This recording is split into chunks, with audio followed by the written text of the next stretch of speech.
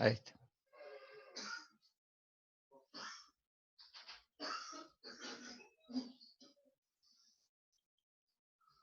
Bien. ¿Se ve el PowerPoint de fondo? Póngame en el chat, así. Bien, perfecto. Empezamos.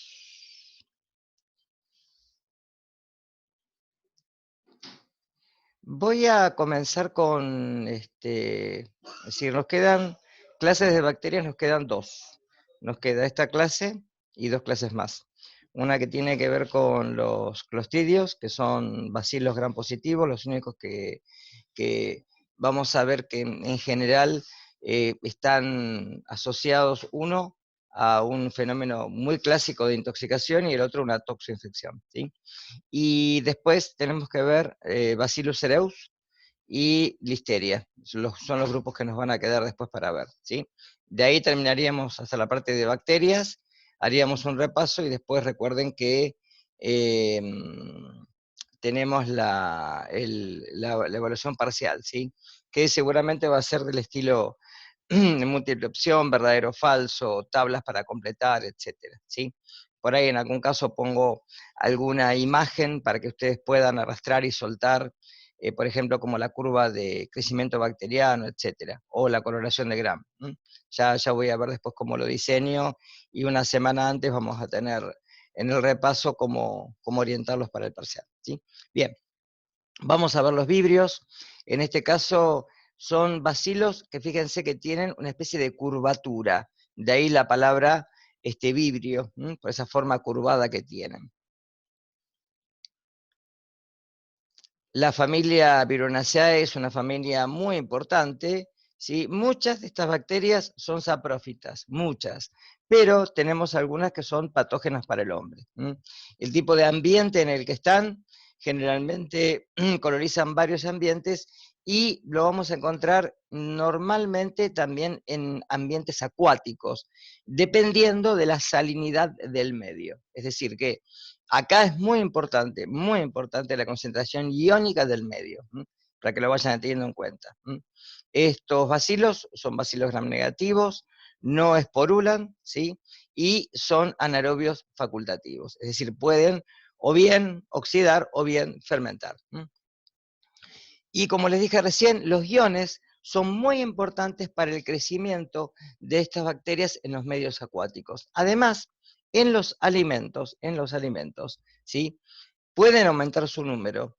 Y en el caso de Vibrio cholerae es una bacteria que puede vivir en el agua, con lo cual eso hace fundamentalmente si hay iones presentes y materia que lo pueda de alguna manera vehiculizar, es decir, que llegado al agua con la materia fecal humana, vamos a ver después un informe, ¿sí? Es una bacteria que puede generar epidemias, y lo ha hecho, ¿sí?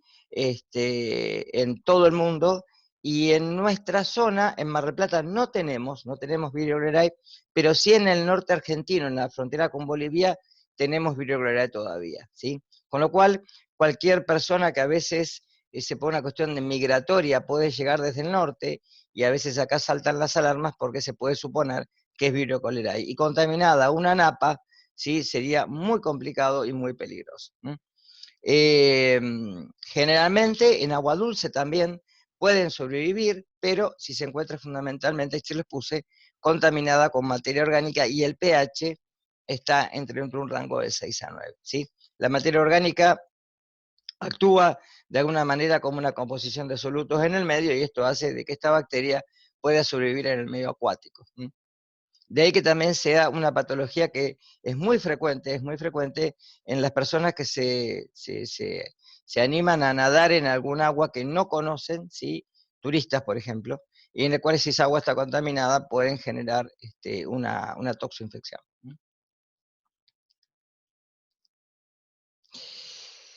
Por otro lado, son bacterias que al no esporular, como les dije recién, no soportan los tratamientos térmicos de ebullición. Es una bacteria que necesita una actividad de agua importante, por eso que la desecación le es un medio inapropiado, y además los desinfectantes como el cloro pueden eliminar esta bacteria del medio, por ejemplo, del medio contaminante, si pueden estar en verduras o si pueden estar en el agua que uno generalmente bebe. Por eso en muchos lugares el agua se clora como un método de desinfección. Las cepas que generalmente traen consecuencias, ¿sí? Las cepas de Vibrio cholerae, son las que uno denomina 0,1, ¿sí? O1 o antígeno O1, ¿sí? Porque reaccionan a este antisuero, es decir, que serológicamente se las puede, ¿sí?, detectar de esta manera. El antígeno es un polisacárido del soma de la bacteria y es termoestable y se puede serotipificar, es decir, se puede ubicar con un método serológico para poder diagnosticarlo. Es muy importante el serodiagnóstico acá, porque cuando hay generalmente un brote, ¿sí?, generalmente lo que se hace es buscarla por serotificación qué tipo de cepa es. Y acá lo tienen abajo, que después vamos a ver un pequeño videíto sobre John Snow. John Snow es el padre de la epidemiología moderna. ¿Por qué? Porque este médico británico pudo hacer un tratamiento no solo estadístico, sino demográfico de una localidad de Londres, en lo cual él pudo advertir la presencia de una materia que se encontraba en el agua, ¿sí? Y hasta ese momento había varias teorías, como la plasmática, por ejemplo, o la teoría que se podía dar la enfermedad por los vapores del ambiente. En cambio, él pudo ver que en el río Támesis, dependiendo del lugar en donde se extraía el agua a través de bombas, era el lugar donde había más pacientes infectados y fallecidos a través de esta enfermedad. Con lo cual, van a ver después, hay una bomba en un lugar de Londres en donde se extraía el agua, y esa bomba es muy famosa porque él la hizo clausurar, y desde ahí minimizó el número de individuos enfermos y muertos, hasta que, bueno, después la bomba se reabrió, porque no creían esto, decían que esto, estamos hablando antes de Pasteur, es decir, antes de que hubiera una algo notable y fehaciente de que podíamos hablar de bacterias. ¿Sí? No había hasta ese momento la forma de cultivarlas, la forma de reproducirlas en medios de cultivo, con lo cual, ¿sí?, las teorías de los microorganismos todavía no eran conocidas. ¿Sí? Bien. Ahora, estas cepas las podemos subdividir por los antígenos del soma de la bacteria, ¿sí?, del cuerpo celular y de la pared. Estas cepas varían desde varios antígenos somáticos, los más comunes y responsables de esta enfermedad, que es el cólera, son el virus Cholerae 01 y el 0139. Hay dos biotipos de cepas muy clásicos que se denominan comúnmente, ¿sí?, también el TOR y el clásico, que son los que más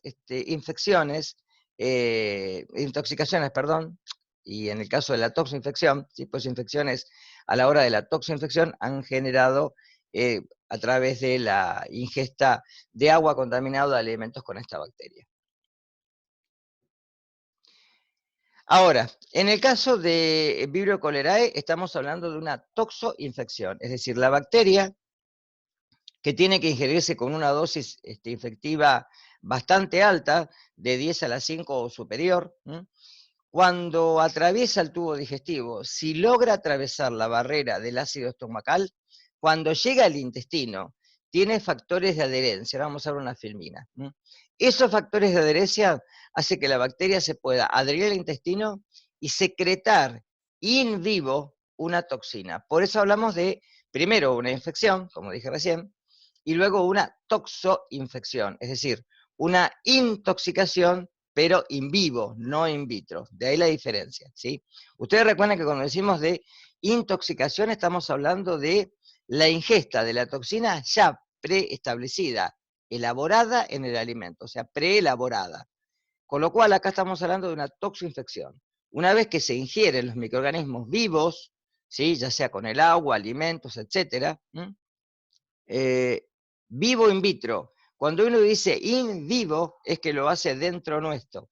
In vitro, fuera del organismo. Por ejemplo, yo puedo hacer crecer un microorganismo in vitro. ¿Qué quiere decir in vitro? Dentro de un medio artificial, es decir, dentro de un medio de cultivo, una placa de cultivo donde tengo solamente los nutrientes para el microorganismo puedo crecer. Eso es in vitro, es fuera del organismo.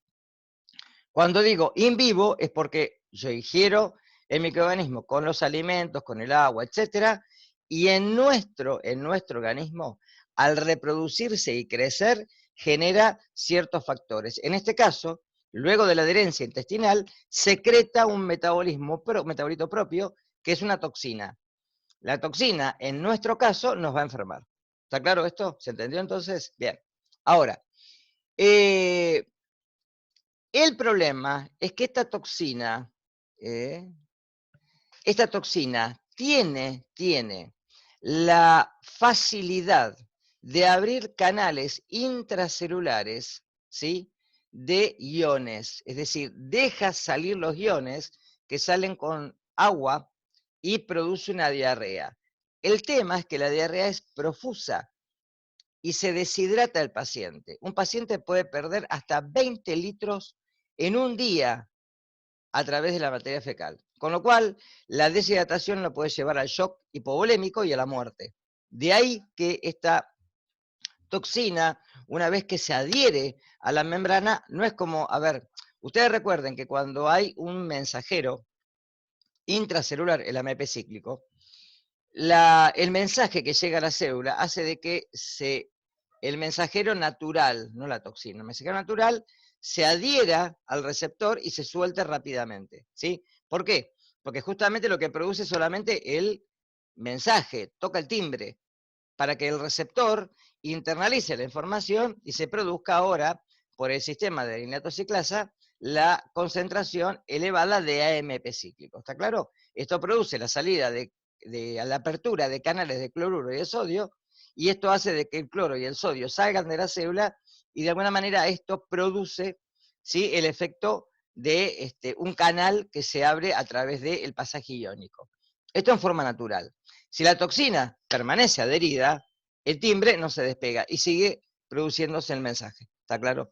Esto da como consecuencia la profusa diarrea, la cantidad de líquido en abundancia que sale del intestino y la deshidratación. ¿Está? Y eso puede llevar al paciente a la muerte. Bárbaro.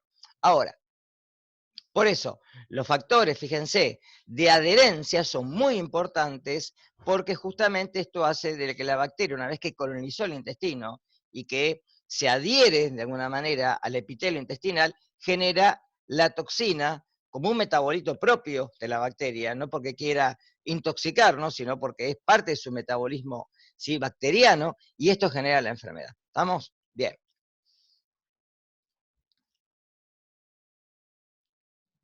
Me pasé una.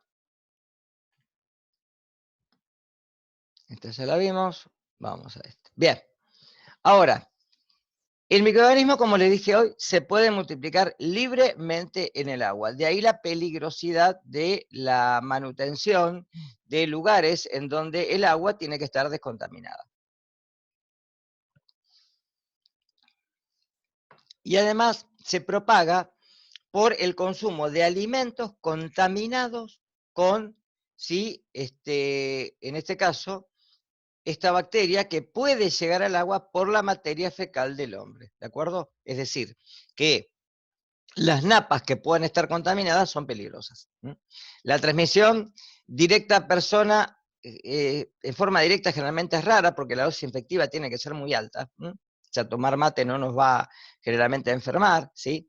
Y la dosis infectiva es alta, ¿sí? Necesitamos una buena cantidad, por ejemplo, de 10 a la 5 superior, ¿sí?, 10 a la 6, 10 a la 7, para que esta bacteria pueda atravesar, como les dije hoy, la acidez del estómago y llegar al intestino. Bien. La patología puede ir desde una, invasión o colonización asintomática hasta una diarrea que puede llevar a la muerte, ¿sí? El periodo de incubación generalmente es típico de una toxoinfección, es decir, estamos hablando de 2 a 3 días, ¿sí? Por lo menos de 48 a 72 horas, en donde la bacteria se ingiere, llega al intestino, se adhiere y secreta la toxina. Ahí empieza el cuadro clínico, ¿sí? De ahí se da, primero, una diarrea profusa, mucha pérdida de líquida y vómitos, ¿sí? Generalmente ahí comienza a haber una deshidratación. Por eso, por el tránsito acelerado en forma intestinal, es que las materias fecales, las heces, se vuelven incoloras. Y se habla de lo que es agua de arroz. ¿Qué quiere decir esto? Que si yo recojo la materia fecal de este individuo por una toma a través de, por ejemplo, se le pide una materia fecal en la internación, lo que voy a ver es en el frasco, en el sedimento, que el sedimento queda todo abajo y arriba una gran cantidad de líquido. En el sedimento veo ese sedimento blancuzco, por eso se habla de agua de arroz, ¿sí? Y la tasa de mortalidad en pacientes que no son rehidratados y con un equilibrio hidroelectrolítico constante puede ser alta. De ahí la peligrosidad de esta bacteria. Entonces, ¿qué es lo que trae como consecuencia? Deshidratación.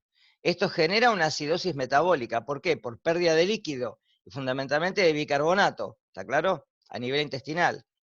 Esto trae también una pérdida de la concentración de potasio a nivel sanguíneo. Y esto puede generar un shock hipovolémico, como les dije en las filminas anteriores. Y esto lo puede llevar a la muerte, ¿de acuerdo? La toxina, fíjense, que una vez que la bacteria llega al intestino, no penetra a través de la célula intestinal, o sea, que no lo invade, lo coloniza, se adhiere y secreta la toxina, y esto produce normalmente el fenómeno de deshidratación, ¿sí? La toxina es de tipo AB, son subunidades, ¿sí? La subunidad B se une a los receptores de un receptor de membrana, que es el receptor gangliósido GM1, de las células epiteliales del intestino. La subunidad A entra en la célula, van a ver ahora una filmina, penetra en la célula, se divide en dos subunidades y ahí activa el sistema de adenilato:ciclasa ciclasa con la apertura de canales de cloruro de sodio, ¿de acuerdo? ¿Sí? Ahí tienen la filmina, vamos a seguirla. Solo tenemos, esta sería la primera, una célula en un movimiento normal a través del pasaje iónico. Acá tenemos el receptor gangliósido. Esto permite que una vez que se da el mensaje, se internalice el sodio, ¿sí?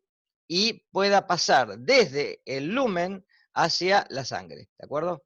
Es el movimiento normal. Ahora, cuando la toxina se adhiere al receptor, porque la bacteria está presente, ¿sí?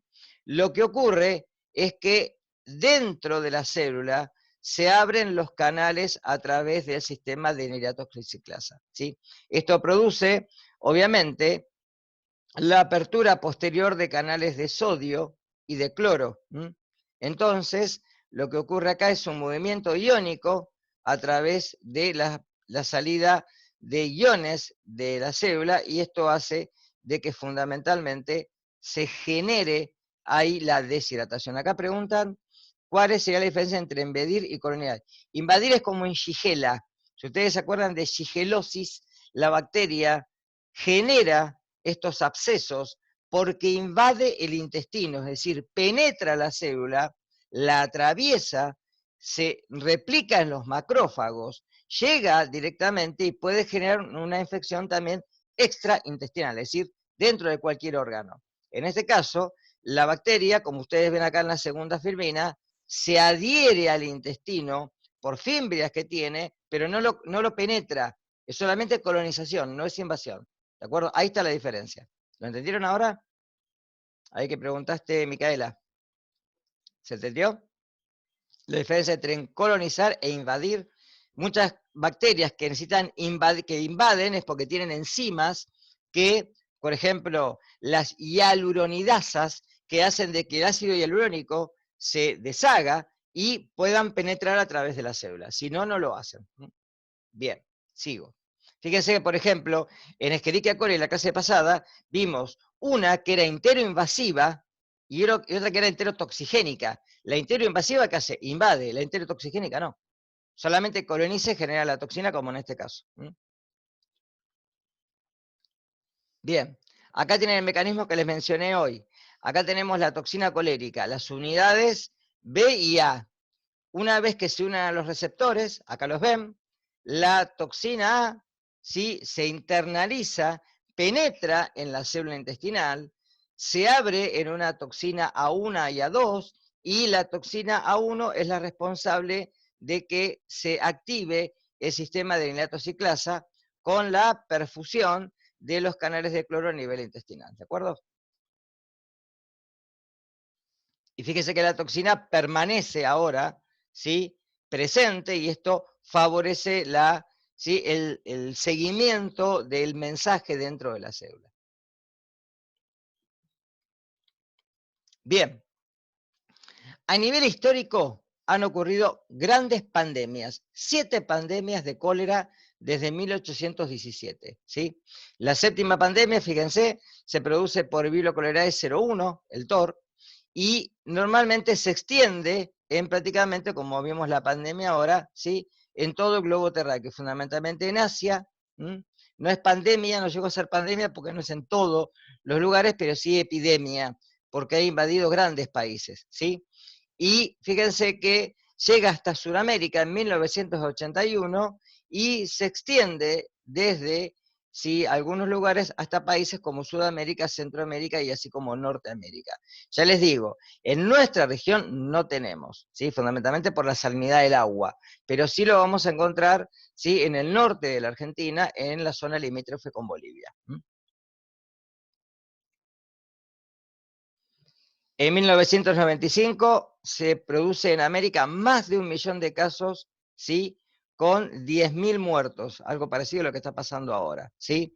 En 1992 aparece una nueva, ¿sí?, epidemia en India y se extiende hasta Asia, y Europa y Estados Unidos, ¿sí? Fíjense que esta bacteria vive en ambientes acuáticos, pero se disemina gracias a la acción del hombre. Es decir, que acá los clontores sanitarios, si son efectivos, se hubiera erradicado prácticamente la enfermedad del globo terrestre. Tratamientos. Como les dije hoy, el tratamiento principal es la reposición de líquidos y electrolitos, ¿sí? Tratamiento antibiótico generalmente se da en algunos casos, ¿sí? Y depende de si, por ejemplo, si hay sintomatología y deshidratación evidente. Vieron que hoy había pacientes que podían ser asintomáticos o con una breve diarrea. Generalmente lo que se da es el Bactrim, la trimetopima sulfamethoxazol, ¿sí?, o algunas combinaciones que se pueden dar con doxicilina o con furanocilina, ¿sí? Va a depender fundamentalmente del cuadro clínico y el tipo de cuadro que tengamos en el paciente, y de la edad fundamentalmente. En individuos adultos, generalmente la enfermedad puede ser grave, en niños también.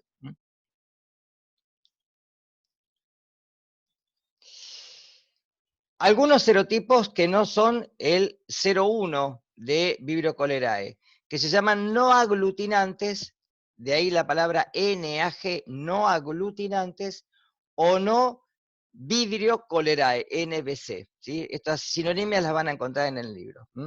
Generalmente el más conocido es el Vibrio parahemolítico.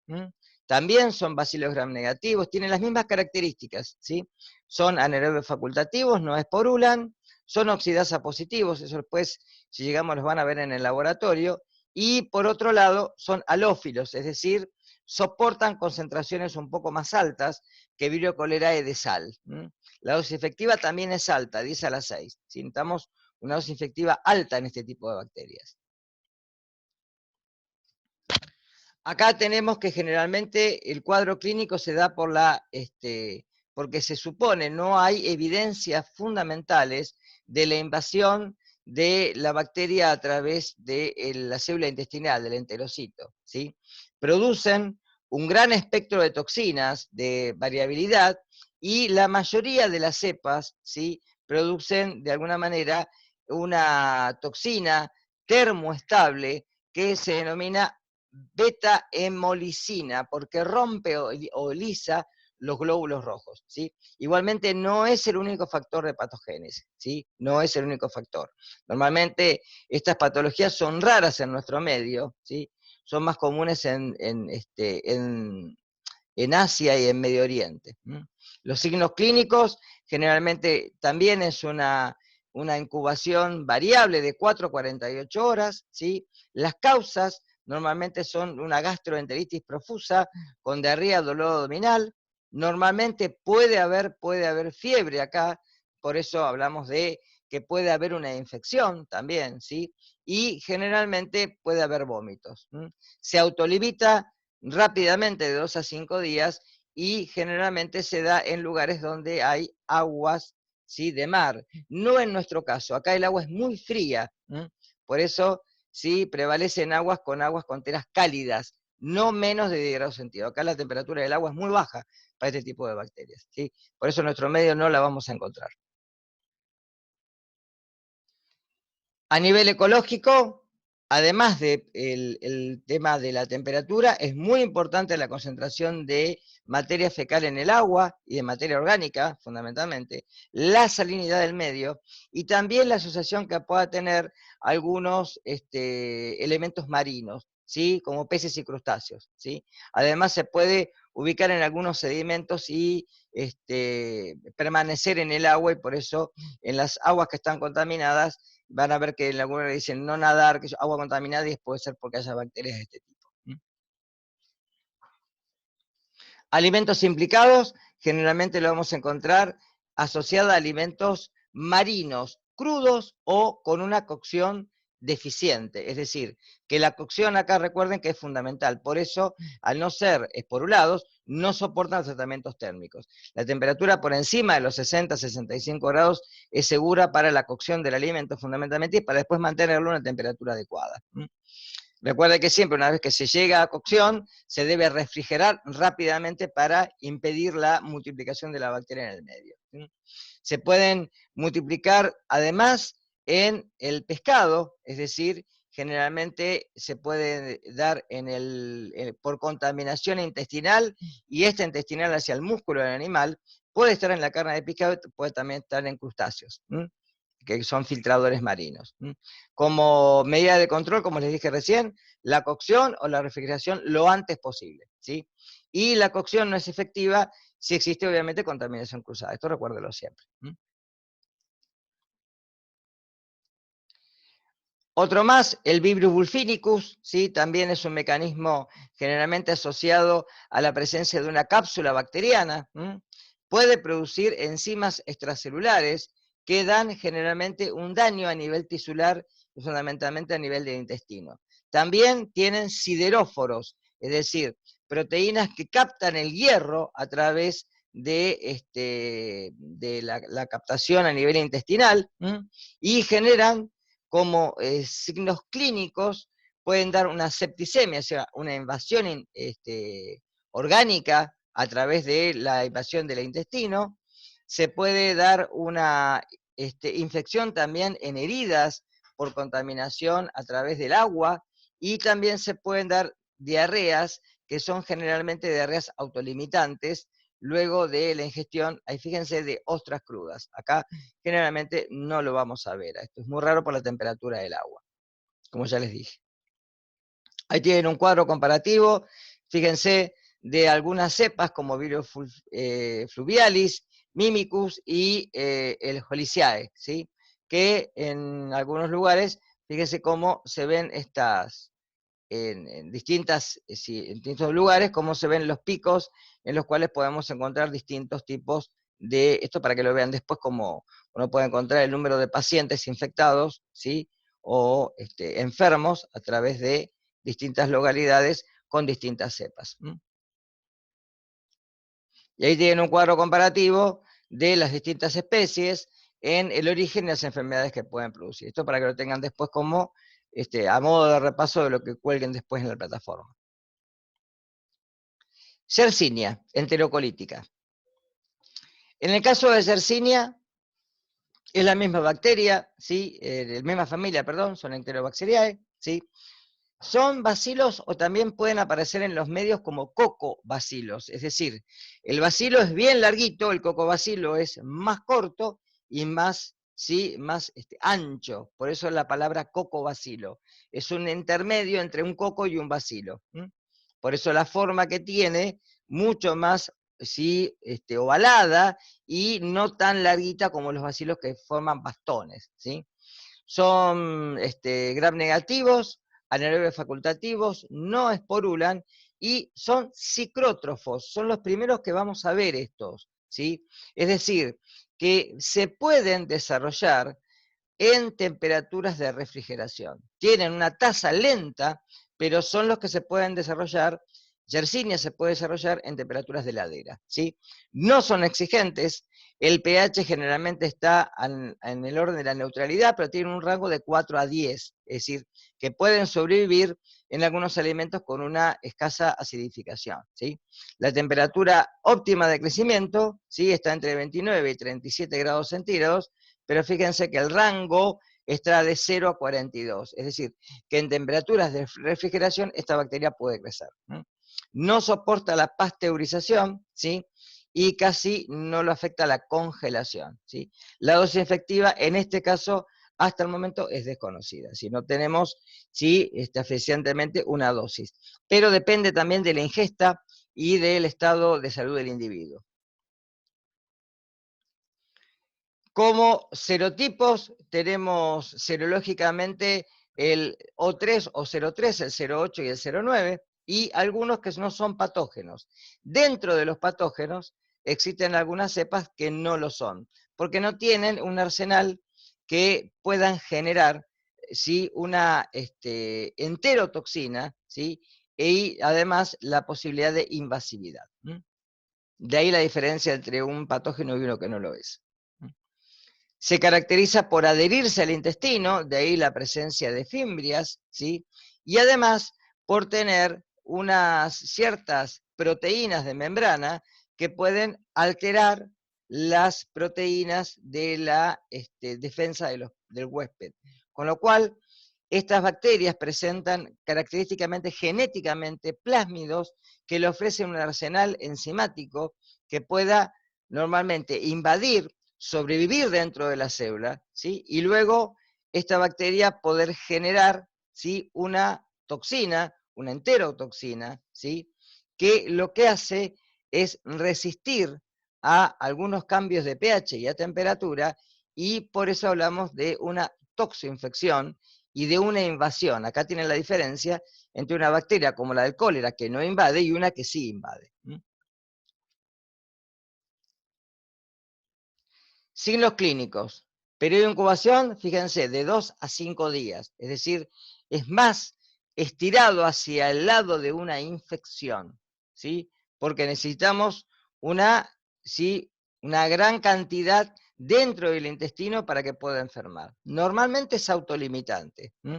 Puede dar generalmente una gastroenteritis con dolor abdominal profuso, diarreas, que generalmente son líquidas, también pueden ser viscosas.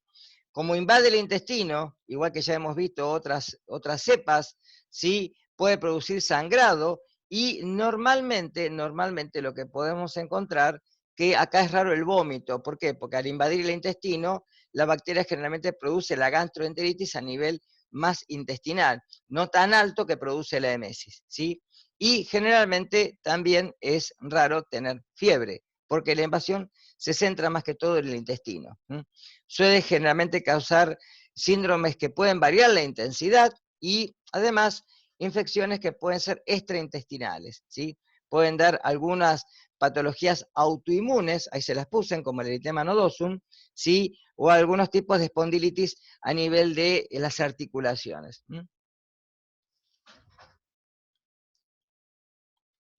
Y como ecología, generalmente la vamos a encontrar en el medio ambiente, se puede aislar de otras especies, y como alimentos implicados, ¿sí? Sobrevive a tratamientos de pasteurización muy rápidos, la HSTS, ¿sí?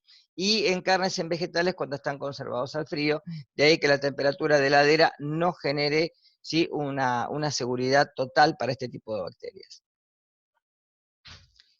Yersinia pseudotuberculosis, muy similar a la anterior, ¿sí? No la vamos a encontrar en nuestro medio, ¿sí? Es muy rara, generalmente la vamos a encontrar en la parte de Eurasia y de Japón, ¿sí? En toda la parte de Asia Norte, de Asia Sur, ¿sí? Y generalmente las aves son portadores sanas y las pueden transmitir a los huevos, lo mismo que vimos, por ejemplo, en Salmonella, muy similar.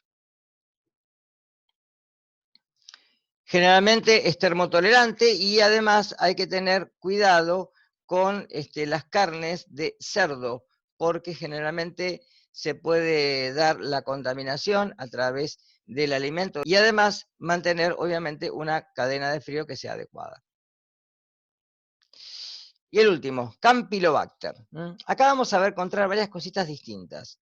Fíjense, primero es un bacilo que tiene una forma que es curvada, pero en forma de espiral, ¿sí? Campylobacter, junto con Salmonella, es muy común encontrarlas como un tipo de patógeno que lo vamos a encontrar asociado a ave de corral.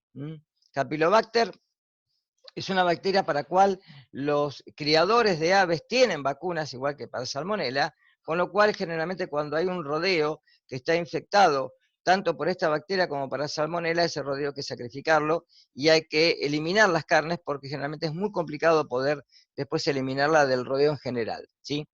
Estos bacilos tienen además un flagelo polar, ¿sí? Son bacilos no esporulados, y la condición también es que son microaerófilos.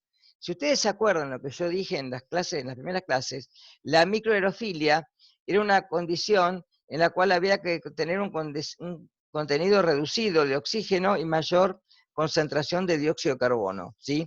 Generalmente la microaerofilia uno la recrea en el laboratorio con una lata de tipo de leche nido, coloca las placas de cultivo, coloca una vela, ¿sí?, la enciende y luego la tapa. Al taparla se consume el oxígeno, de ahí la concentración menor de oxígeno, y se recrea una atmósfera más rica en dióxido de carbono, ¿sí? Porque reemplaza un gas por el otro, ¿de acuerdo? Por presión parcial. Ahora, además tienen sistemas de oxidación, por eso son oxidasa positivos, y también son catalasa positivos, ¿sí?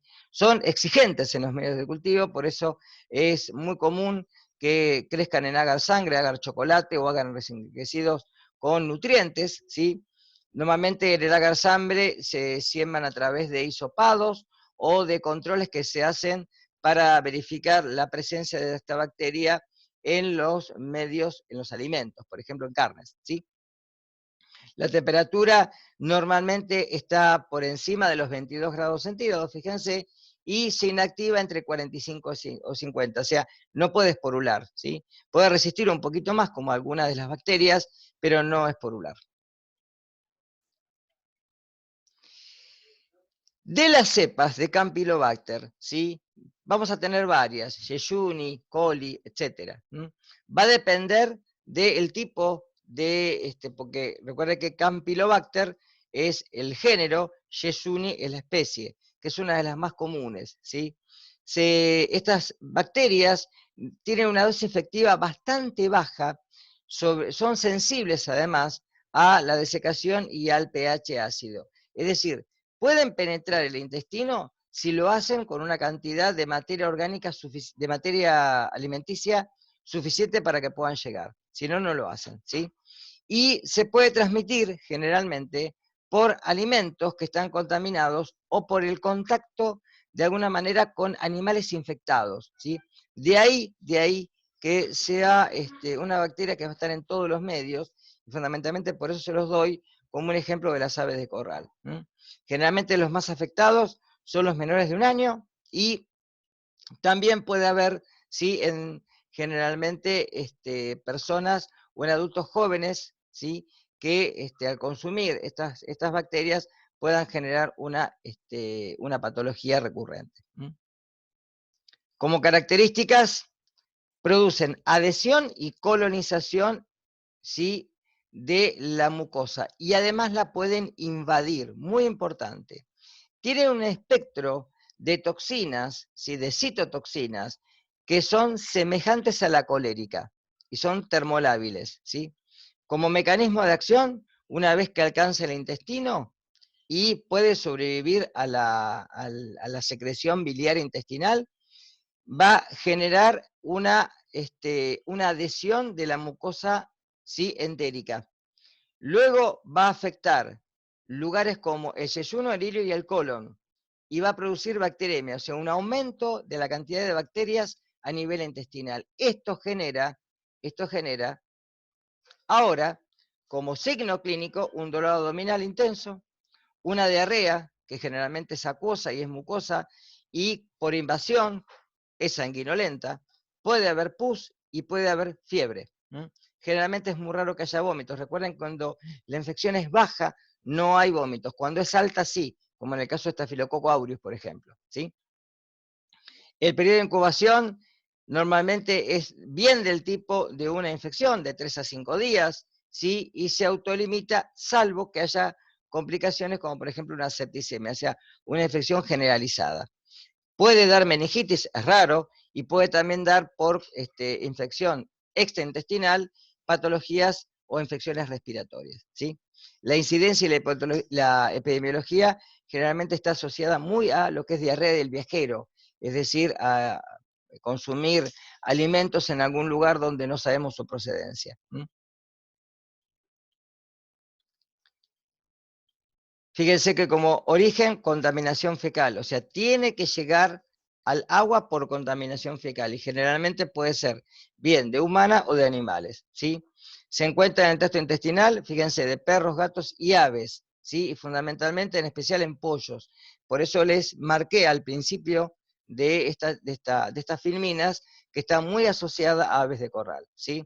La contaminación se da por carne que no tiene una cocción adecuada, recuerden, por encima de los 65 grados, estamos hablando de una temperatura segura, y por la ingestión de leche cruda, es decir, no pasteurizada. La contaminación cruzada, además, está dado en este caso, obviamente, porque si uno hace la cocción del alimento y después a ese alimento le lleva algún utensilio, lo coloca en algún lugar donde tenemos un contaminante, a eso llamamos contaminación cruzada. Pues ya hicimos un punto de control. Como control, obviamente, sí, debido a todo esto, lo que tenemos que hacer es que, fíjense que la dosis infectiva, al ser baja, la menor porción de alimento crudo es suficiente, ¿sí? Fundamentalmente, si está rico en proteínas. Ustedes recuerdan que las proteínas actúan como un shock térmico a nivel del intestino, porque necesitan mucha acción de las hidrolasas estomacales para que en el estómago se pueda realizar y no llegar al intestino. Es decir, cuando en el estómago hay una gran cantidad de proteínas, estas elevan el pH y esto hace de que estas bacterias puedan atravesar el estómago y llegar al intestino. Con medidas de prevención, prevenir obviamente la transmisión del animal al hombre, fundamentalmente control en los criaderos, ¿sí? La eliminación sanitaria obviamente de excretas, tratar bien las excretas, hacer tratamiento de la materia fecal, el abastecimiento de agua que sea segura, es decir, agua que sea potable, y en el caso de que haya sospechas, obviamente clorarla. Como higiene personal también, la higiene de los manipuladores, de no llevar a los alimentos, ¿sí? A través de la mala manipulación. Y obviamente separar todo lo que es crudo de lo cocido. Bien, hasta acá.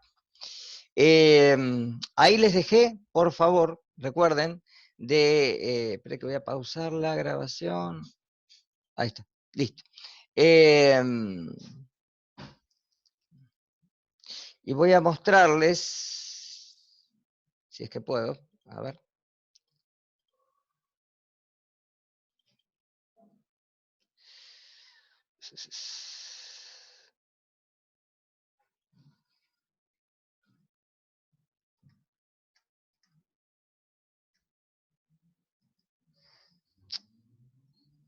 Ahora sí.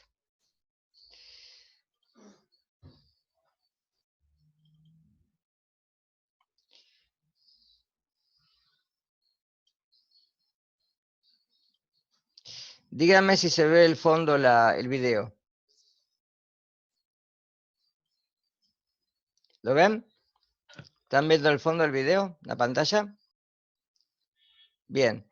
Tal vez no tenga audio, pero abajo tiene subtítulos, así que lo van a poder leer. Después les dejo el link igualmente. Bien.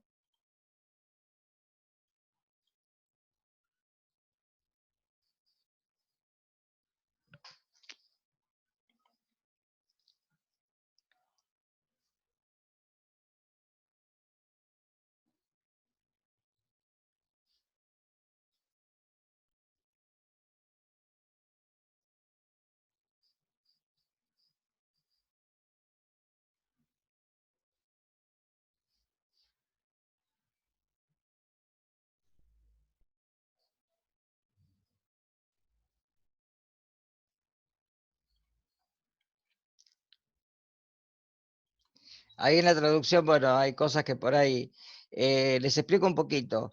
El mango de la bomba era porque estas bombas eran como si uno tuviera para extraer el agua, ¿sí? Un lugar en donde ir a buscar el agua. Entonces, estas bombas estaban colocadas en distintos barrios y la gente lo que hacía era ir ahí y extraer agua de la bomba y llevársela. ¿Está claro?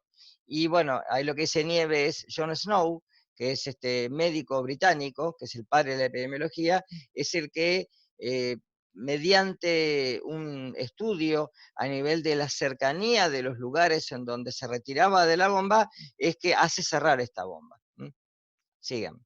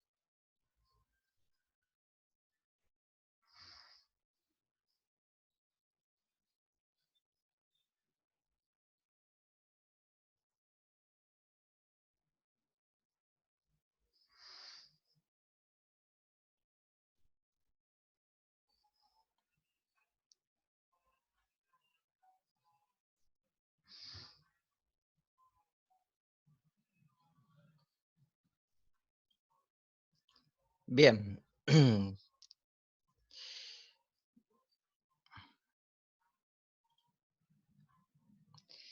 Bien, volvemos acá.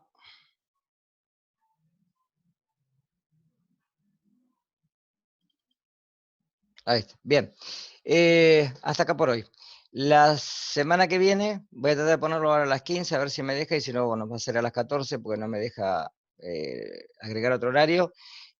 Vamos a ver, si quieren busquen la bibliografía para ir leyéndola, ¿sí? El tema de los clostridios, ¿sí?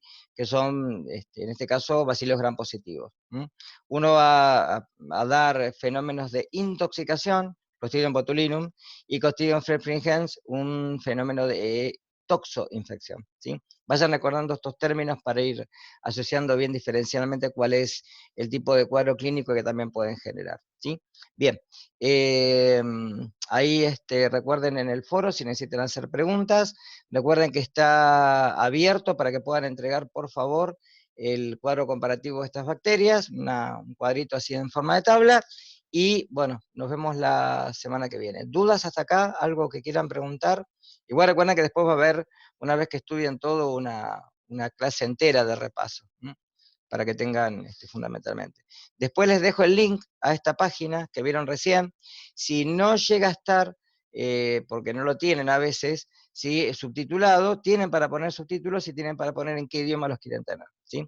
Así que bueno, si no hay nada más, nos encontramos la semana que viene, ¿sí? Entre las 14 y las 15, dependiendo el horario que me deje poner la plataforma, ¿sí? Hasta luego y gracias por estar, ¿sí? Nos vemos la semana que viene. Chau, chau.